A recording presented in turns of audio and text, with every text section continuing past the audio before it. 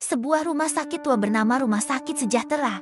Bangunan itu sudah berdiri sejak zaman penjajahan, dan meski telah mengalami renovasi berkali-kali, selalu ada satu bagian yang dibiarkan kosong. Bangsal 7. Konon, bangsal itu pernah digunakan untuk merawat pasien jiwa pada tahun 70-an, tetapi ditutup setelah serangkaian kejadian aneh dan tragis. Seorang perawat gantung diri di dalam kamar mandi bangsal itu. Pasien-pasien hilang tanpa jejak, dan ada laporan bahwa suara teriakan terdengar setiap malam, meski bangsal itu sudah dikunci rapat. Cerita ini dimulai ketika Rika, seorang perawat muda yang baru diterima bekerja, mendapat shift malam pertamanya. Karena kekurangan tempat istirahat, ia disarankan oleh perawat senior untuk tidur sebentar di ruang peralatan yang terletak tepat di depan. Bangsal 7, jangan masuk ke sana ya, kata Suster Lina sambil menunjuk pintu tua berkarat dengan angka 7 yang catnya mengelupas. Kalau kamu dengar suara apapun dari dalam, abaikan saja. Rika hanya mengangguk, menganggap itu lelucon suster senior untuk menakut-nakutinya. Tengah malam, Rika terbangun oleh suara ketukan pelan. Tok, tok, tok.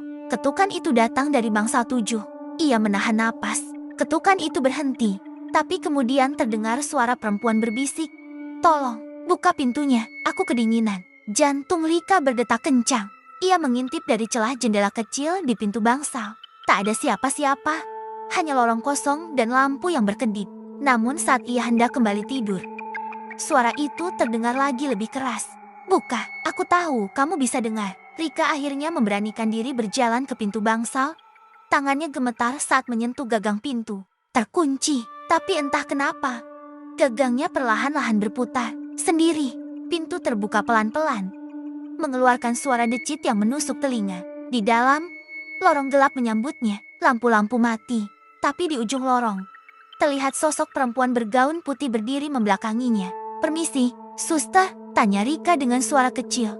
Sosok itu berbalik perlahan, wajahnya pucat, tanpa mata, dan mulutnya sobek hingga ke telinga. Ia mengangkat tangannya dan menunjuk ke arah Rika. Kamu, yang selanjutnya. Teriakan Rika menggema di seluruh rumah sakit.